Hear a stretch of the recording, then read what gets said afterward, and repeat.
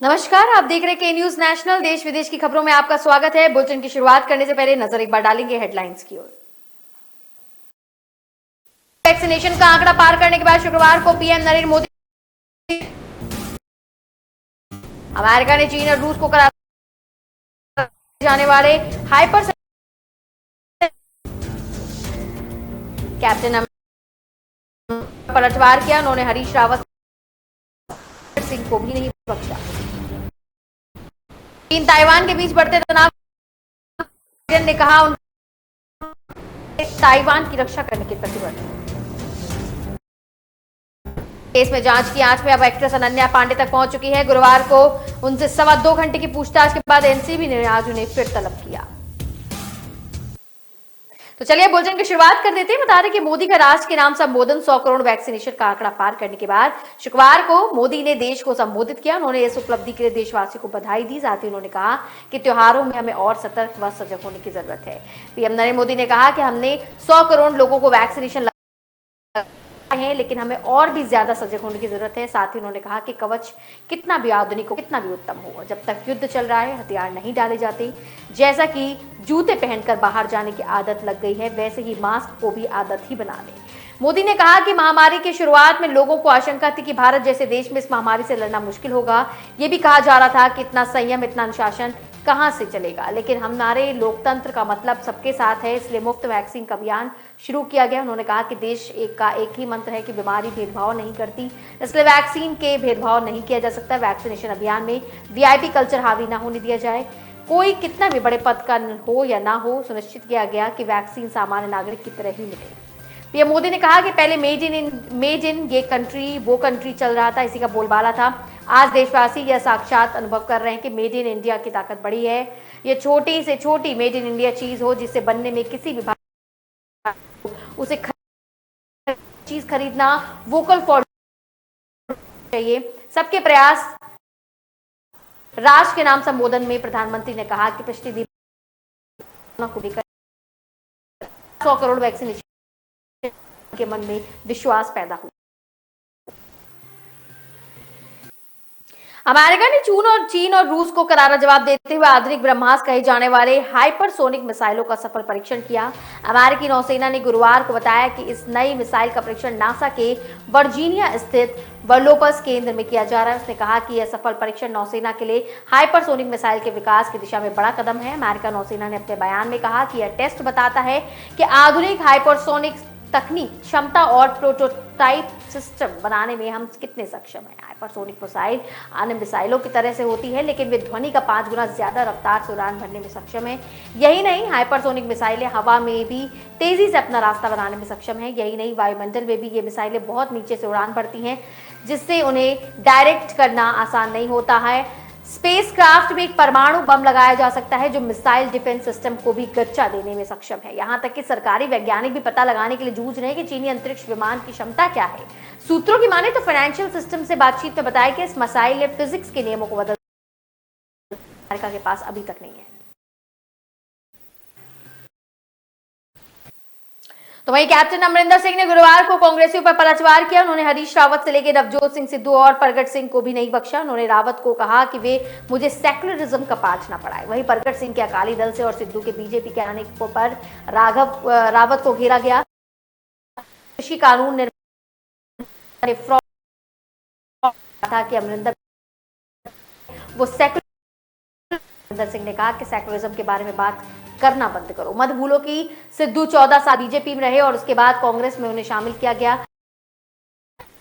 रेवनाथ रेड्डी भी राष्ट्रीय स्वयंसेवक संघ से नहीं तो कहां से आए। मौजूदा पंजाब सरकार में मंत्री प्रगट सिंह भी 4 साल अकाली दल में रहे। अमरिंदर ने पूछा कि महाराष्ट्र में कांग्रेसी शिवसेना के साथ क्या कर रही है, क्या आप करना चाहते हैं, यह ठीक है। जब तक कांग्रेस के लिए ठीक हो, वो कथित सांप्रदायिक ताकतों के साथ मिलकर रहे। ये सीधे तौर पर राजनीतिक अवसादवादियों के लिए नहीं है तो क्या है। अमरिंदर ने कहा कि रावत कह रहे हैं कि मैंने 4.5 साल अकालियों की मदद की। अगर ऐसा होता तो मैं उनके खिलाफ 10 साल तक कोर्ट केस क्यों लड़ता।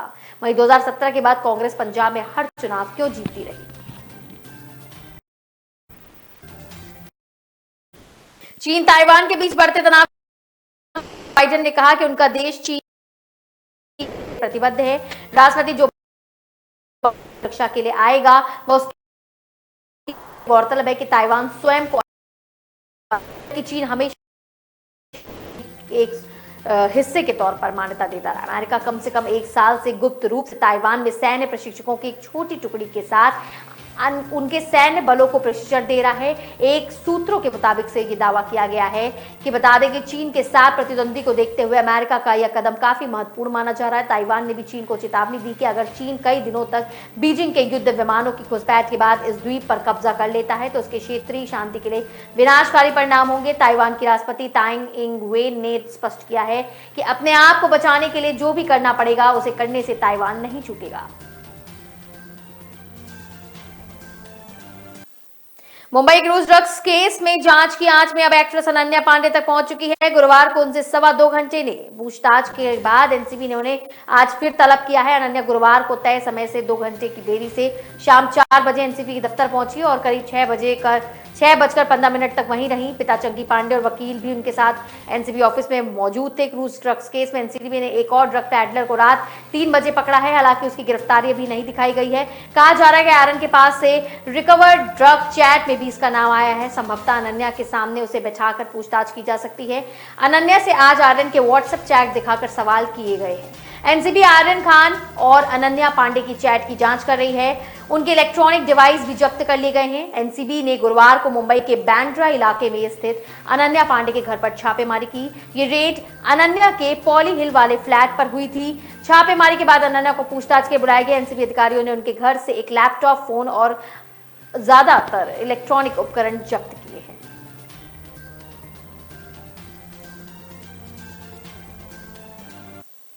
तो यहां रुकेंगे एक छोटे से ब्रेक के लिए, कहीं मत जाइएगा।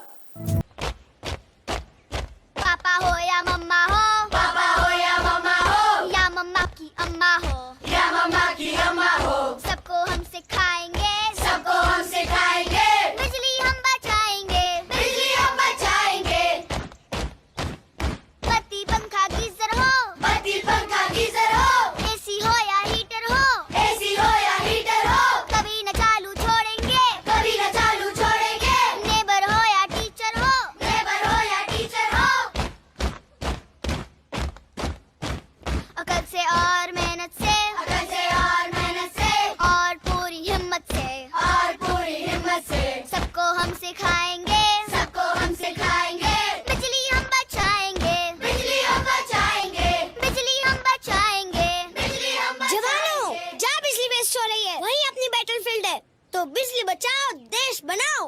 तो चलिए ब्रेक के बाद आपको बता दें कि उत्तर प्रदेश शासन ने गुरुवार देर रात 6 आईपीएस अफसरों का ट्रांसफर किया है। इसमें सबसे अहम नाम डीआईजी उपेंद्र अग्रवाल का है। वे लखीमपुर हिंसा की जांच कर रहे टीम के प्रमुख थे। उन्होंने हिंसा के मुख्य आरोपी और गृह राज्य मंत्री अजय मिश्र टेनी के बेटे आशीष को गिरफ्तार किया था। लखीमपुर आजी रेंज लखनऊ में आता है। अब उन्हें यहां से हटाकर देवी पाटन मंडल का डीआईजी बनाया गया है। कहा जा रहा है कि सुप्रीम कोर्ट ने लखीमपुर खीरी कांड की जांच में देरी पर उत्तर प्रदेश सरकार को फटकार लगाई थी। जांच की जिम्मेदारी उपेंद्र अग्रवाल पर ही थी। हालांकि अब जांच टीम का प्रमुख कौन होगा, उपेंद्र अग्रवाल ही करेंगे या नहीं करेंगे, इसे लेकर शासन ने स्थिति अभी साफ नहीं की है।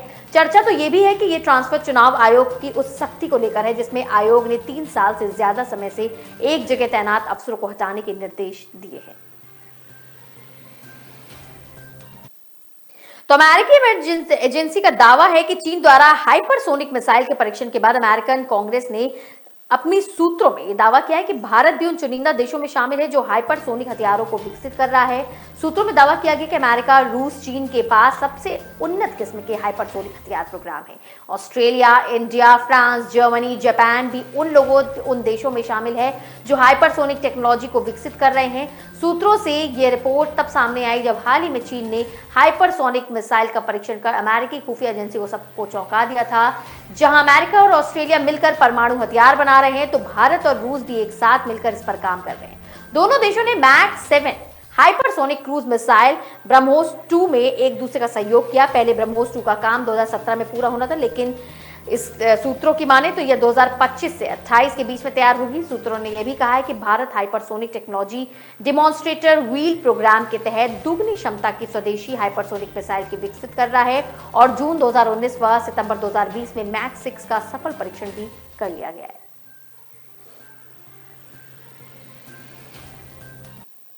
तो 3 दिवसीय बिहार दौरे पर आए राष्ट्रपति रामनाथ कोविंद शुक्रवार सुबह 8:40 पर अपनी पत्नी और बेटी के साथ पटना सिटी स्थित हर मंदिर साहिब गुरुद्वारा पहुंचे। यहां उन्होंने मत्था टेका। इसके बाद वह महावीर मंदिर दर्शन करने के लिए पहुंचे, जहां महावीर मंदिर संरक्षक आचार्य किशोर कुणाल ने लाल गुलाब देकर उनका स्वागत किया। इसके बाद उन्होंने फर्स्ट लेडी के साथ भगवान हनुमान की पूजा अर्चना की। आचार्य किशोर कुणाल ने उन्हें केसरिया के राम मंदिर की स्मृति चिन्ह और रामचरितमानस भेंट की। इसके बाद राष्ट्रपति सुबह 9:30 बजे के करीब बुद्ध स्मृति पार्क पहुंचे। यहां से वह सुबह 10:14 पर मॉल गए हैं, खादी मॉल, और यहां उद्योग मंत्री ने फूलों का गुलदस्ता देकर उनका स्वागत किया। राष्ट्रपति ने मॉल में महात्मा गांधी की प्रतिमा को खादी का माला पहनाया। इसके बाद उन्होंने चरखा चलाया, साथ ही खादी व सिल्क के कपड़ों की खरीदारी भी की। राष्ट्रपति ने अपने लिए 3 कुर्ते, 2 पैजामे और पत्नी और बेटी के लिए भी सिल्क की साड़ियां खरीदी हैं। इसके बाद उद्योग मंत्री शहनवाज हुसैन ने भगवान बुद्ध और मिथिला पेंटिंग भेंट की है। सुबह 10:50 पर राष्ट्रपति खादी मॉल से बाहर निकले हैं। स्मृति पार्क और खादी मॉल का कार्यक्रम राष्ट्रपति के मिनट टू मिनट शेड्यूल में शामिल नहीं था। बिहार विधानसभा की 2 सीटें तारापुर और कुशेश्वर स्थान पर हो रहे उपचुनाव को लेकर राजनीति तेज हो गई है। शय और मात का खेल लगातार जारी है। इसको लेकर बिहार प्रदेश की कांग्रेस कमेटी ने प्रदेश अध्यक्ष मदन मोहन झा ने जेपी सुप्रीमो पप्पू यादव को चिट्ठी लिखी। उन्होंने चिट्ठी में पप्पू से आग्रह किया कि वह तारापुर विधानसभा और कुशेश्वर स्थान विधानसभा के उपचुनाव में कांग्रेस की मदद करें। इस चिट्ठी की प्रति उपलब्ध है। पप्पू यादव को संबोधित पत्र में झा ने लिखा है कि बिहार में 2 विधानसभा क्षेत्र कुशेश्वर स्थान और तारापुर में उपचुनाव 30 अक्टूबर 2021 को होने जा रहा है। आपकी इस संदर्भ में पार्टी के बिहार प्रभारी भक्त चरण दास से बातचीत हो चुकी है। पप्पू यादव ने ऐलान किया है कि कांग्रेस का समर्थन करेंगे, लेकिन कुशेश्वर स्थान से अपना उम्मीदवार उतार दिया गया है। बताया जा रहा है कि इस उपचुनाव को लेकर बिहार प्रदेश कांग्रेस कमेटी काफी गंभीर है और वह इससे लेकर किसी भी हालत में जीतना चाहती है। पप्पू यादव से संपर्क करने के पीछे का उद्देश्य एक मंच पर पप्पू यादव और कन्हैया कुमार को लाकर कांग्रेस के प्रति माहौल बनाना है, साथ ही आरजेडी को करारा जवाब देना है।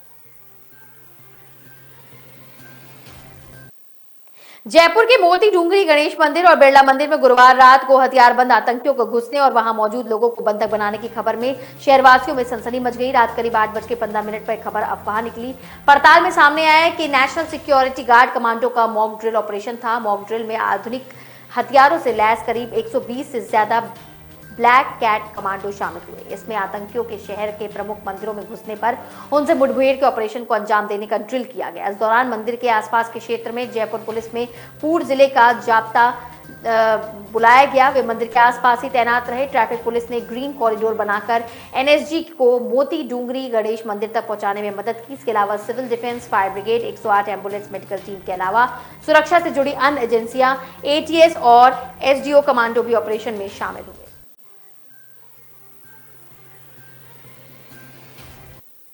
तो यहां रुकेंगे एक और छोटे से ब्रेक के लिए, जल्द ही लौटेंगे। हम जब छोटे थे ना, हजारों कछुए आते थे इस बीच पर। हाँ, मैंने भी देखे हैं।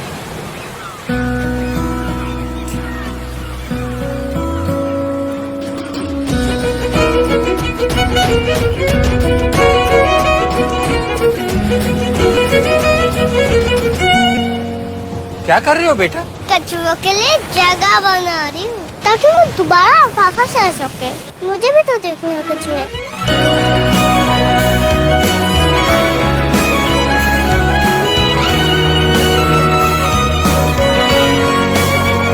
अगर कल को बदलना है तो पहले खुद को बदलना पड़ेगा। सर्फ एक्सेल में हमने भी की है एक शुरुआत खुद को बदलने की। Surf Excel matic liquid 100% eco friendly actives के साथ मुश्किल दाग निकाले और पर्यावरण का भी रखें ख्याल। पापा हो या मम्मा हो, पापा हो या मम्मा हो, या मम्मा की अम्मा हो, या मम्मा की अम्मा हो, सबको हम सिखाएंगे, सबको हम सिखाएंगे। बिजली हम बचाएंगे, बिजली हम बचाएंगे। बत्ती पंखा गीजर हो, बत्ती पंखा गीजर हो, एसी हो या हीटर हो, एसी हो या हीटर हो, कभी न चालू छोड़ेंगे, कभी न चालू छोड़ेंगे।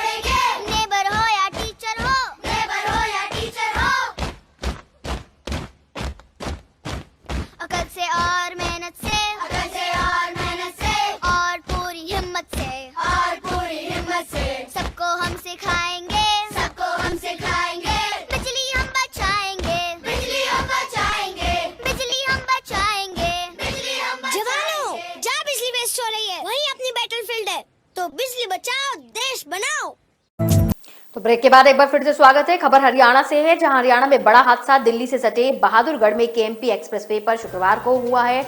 बादली के पास एक एसयूवी कार को ट्रक ने टक्कर मार दी। हादसे में 8 लोगों की मौत हुई है। इनमें से 4 पुरुष थे, 3 महिलाएं और एक बच्चा शामिल था। एक बच्ची घायल हो गई है। मारे गए लोग उत्तर प्रदेश के फिरोजाबाद जिले में आने वाले नगला अनूप गांव के बताए गए। ये सभी एक ही परिवार के सदस्य थे। ये गोगामड़ी से वापस घर आ रहे थे। दिल्ली से सटे बहादुरगढ़ में केएमपी एक्सप्रेसवे पर शुक्रवार को सुबह बड़ा हादसा हुआ, जिसके बाद बादली के पास एक एसयूवी कार को ट्रक ने टक्कर मारी। हादसे में 8 लोगों की मौत हुई है। राहगीरों ने तुरंत बचाव अभियान शुरू करते हुए कार से घायलों को बाहर निकाला, लेकिन सभी की मौत हो चुकी थी। वहीं बच्चे की सांसें चल रही थी, जिसे बहादुरगढ़ के अस्पताल ले जाया गया। हादसे की सूचना राहगीरों ने पुलिस को दी। जानकारी मिलते ही पुलिस टीम मौके पर पहुंची और शवों को कब्जे में लेकर पोस्टमार्टम के लिए भेजा है।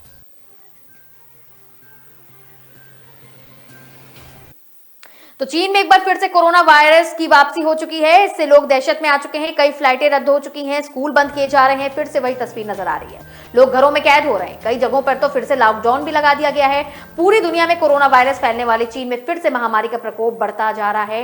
हालांकि सरकार महामारी के प्रसार को देखते हुए सख्ते में आ गई है। सरकार ने लोगों को जरूरी होने पर ही बाहर निकलने को कहा है। चीन में ज्यादातर मामले देश के उत्तरी और उत्तर पश्चिमी प्रांत से सामने आए हैं। सरकार ने इन इलाकों में प्रतिबंध कड़े कर दिए हैं। सामने आ रहे नए मामलों में एक वृद्ध दंपति को जिम्मेदार बताया जा रहा है, जो एक टूरिस्ट ग्रुप का हिस्सा था। ये दंपति गांसू प्रांत के सियान और उन मंगोलियों में आया था। उनकी यात्रा के दौरान कई मामले दर्ज किए गए। बीजिंग समेत 5 प्रांतों में ऐसे संक्रमित लोग मिले हैं जो इस दंपति के संपर्क में आए थे। संक्रमण वाली जगहों पर मनोरंजन स्थलों पर भी ताले लगा दिए गए।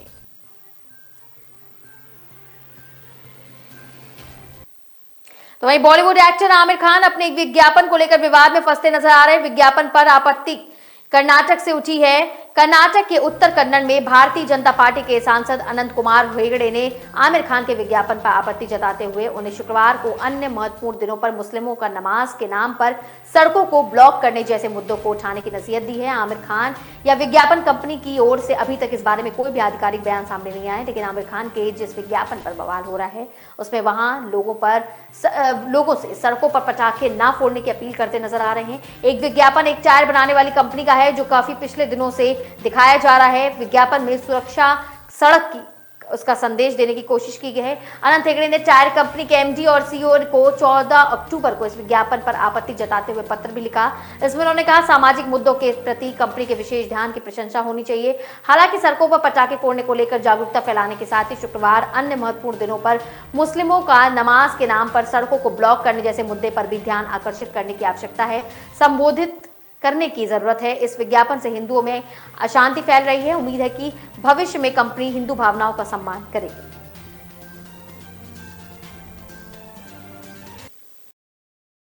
डीजल की कीमत रिकॉर्ड बना रही है। घरेलू तेल कंपनियों ने शुक्रवार यानी 22 अक्टूबर को लगातार तीसरे दिन भी पेट्रोल डीजल की कीमतों में बढ़ोतरी पाई है। तेल कंपनियों ने आज पेट्रोल की कीमतों में 35 पैसे की और डीजल कंपनियों की कीमतों में भी 35 पैसे की बढ़ोतरी है। पेट्रोल डीजल की नई कीमतें लागू होने पर राजधानी 106 रुपए 79 95 रुपए 62 है। मुंबई में पेट्रोल 112 रुपए के दर से बिक रहा है। डीजल 103 रुपए और 63 पैसे के दर से है।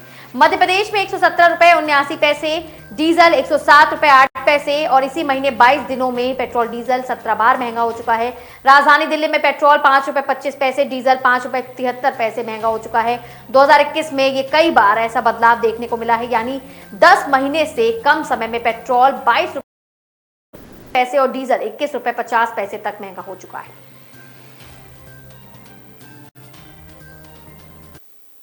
तो चलिए इस खबर में आपको शेयर बाजार के अपडेट से रूबरू कराते हैं। सेंसेक्स जो है वो 61 रुपए 84 पैसे में और निफ्टी 18,230 के स्तर पर खुला है। बाजार में तेजी देखने को मिल रही है। फिलहाल सेंसेक्स 400 पॉइंट्स चढ़ गया है, 61,330 पर है। निफ्टी 280 पर कारोबार कर रहा है। बीएसई पर कारोबार हो चुका है, जिसमें एक शेयर्स बढ़त के साथ साथ में कारोबार कर लिस्टेड कंपनियों का कुल मार्केट करोड़ रुपए तक पहुंच गया। इससे पहले गुरुवार को सेंसेक्स 336 पॉइंट पर था, जो गिरकर 60,923 पर और निफ्टी 43 पॉइंट से की कमजोरी के साथ 18,222 पॉइंट्स पर बंद हुआ था।